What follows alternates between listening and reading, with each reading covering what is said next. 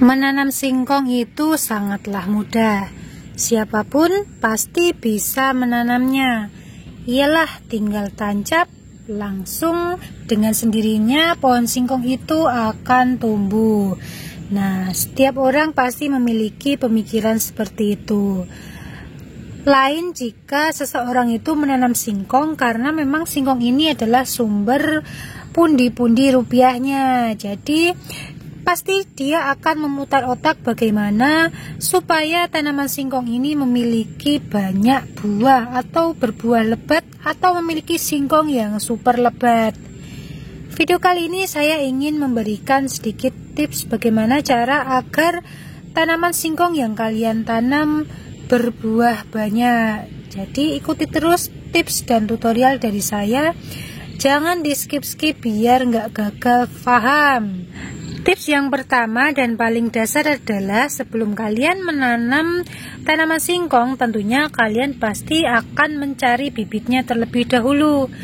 Nah, pembibitan atau pemilihan bibit ini sangatlah penting dan juga ini menjadi pengaruh sangat besar sekali apakah tanaman singkong yang kalian tanam akan memiliki tingkat kesuburan yang baik atau hanya sekedar hidup itu bermula dari bibit yang kalian tanam. Jadi bibit yang benar adalah kita harus mencari bibit dengan mata tunas ataupun bekas pelepah daun ini yang berdekatan jaraknya. Jangan menggunakan batang yang memiliki ruas seperti ini berjauhan. Ini enggak baik ya guys, karena tumbuhnya akar maupun batang ataupun tunas itu berawal dari sini. Jadi semakin banyak mata tunas ataupun bekas pelepah daun ini, akan semakin banyak pula akar dan juga tunas yang tumbuh nantinya. Nah, itu yang menjadi dasar yang paling utama. Dan yang kedua, kalian juga harus memilih batang yang sedang ya, jangan terlalu muda dan terlalu tua. Jangan juga terlalu kecil, tetapi jangan pula yang terlalu besar. Jadi yang sedang-sedang saja seperti ini ya. Oke, setelah itu untuk pemangkasannya kita harus memangkas sesuai kebutuhan. Jangan terlalu panjang, karena kalau terlalu panjang nantinya tanaman singkong itu pun akan sulit berfokus untuk menumbuhkan tunasnya karena terlalu banyak batang yang tidak berfungsi selayaknya. Jadi kita gunakan 1, 2, 3, 4, 5, 6. Nah, kita cukup menggunakan 6 mata tunas ya. Ketika kalian ingin menanam dengan cara stek berdiri, untuk 3 tunas ini kalian pendam dan 3 tunas ini yang akan tumbuh menjadi batang. Itu sudah sangat lebih dari cukup. Tidak terlalu berlebihan ya. Oke, langsung saja kita pangkas 1, 2, 3, 4, 5, 6. Kita pangkas pada bagian sini ya. Nah, tidak perlu terlalu panjang ya, secukupnya saja. Ini akan menjadi penghematan bibit dan tentunya ini akan menjadi fokus yang paling utama dalam menumbuhkan tunas dan juga akar. Nah, ini sudah cukup sekali. Kemudian saya akan menggunakan metode belah 4. Langsung saja ikuti terus video ini. Nah, untuk metode belah 4, bagian yang kita belah adalah separuh dari batang atau bibit yang sudah kita potong tadi. Nah, ini jadi 3 mata tunas atau 3 pelepah bekas pelepah daun ini ya. Jadi kita potong di bagian sini. Nah, kalau kalian takut kebablasan atau batangnya malah justru terbelah seluruhnya, kalian bisa mengaitkan atau mengikat pada bagian tengah ini menggunakan kawat atau pengikat lainnya. Itu fungsinya agar tidak terbelah seluruhnya. Setelah itu kita potong bagian sini juga ya, kita belah. Nah, ini sudah sangat cukup sekali. Kemudian kita siapkan batang yang sudah kita belah juga ya, seperti ini kita belah 4 kecil saja.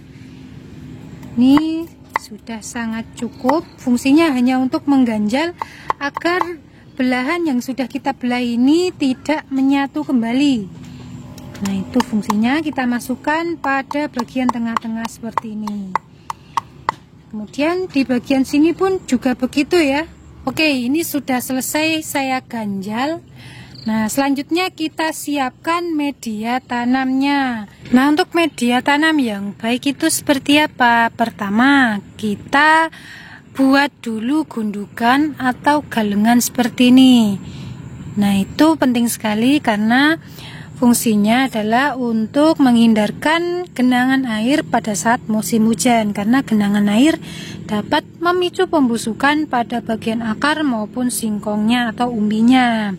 Kemudian setelah itu pastikan agar tanah yang ada di sekeliling tanaman singkong kalian memiliki tingkat kegemburan yang tinggi seperti ini. Fungsinya adalah tanah yang gembur ini bisa mempengaruhi kesuburan pada tanaman singkong kalian. Kemudian fungsi selanjutnya adalah memudahkan kita untuk memanen ketika sudah masanya ya. Jadi ketika tanahnya padat, tentunya kita akan membutuhkan tenaga yang ekstra untuk mencabut pohon singkong itu. Nah, untuk penanamannya itu sangat mudah sekali. Kita cukup pendam atau tancapkan pada sebagian ya yang sudah kita belah 4 tadi. Nah, ini kita tancapkan pada bagian sini. Ini tanah yang sudah saya siapkan ya medianya. Kemudian tidak perlu dalam-dalam guys, karena ketika terlalu dalam nanti otomatis kita juga akan kesulitan dalam mencabut ketika masa panen ya. Nah, ini tidak perlu khawatir. Ini memang terkesan atau terlihat tidak kokoh ya, tetapi ketika dia sudah beradaptasi dan tumbuh akarnya, dia akan kokoh dengan sendirinya.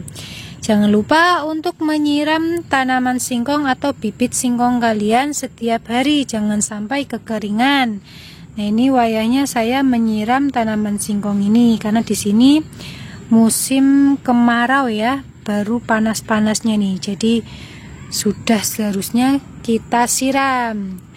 Oke, selanjutnya ketika kalian akan memfokuskan tanaman singkong kalian, hasil buah atau hasil singkongnya kalian cukup menyisakan tunas ataupun calon batang ini 3 ya, maksimal 3.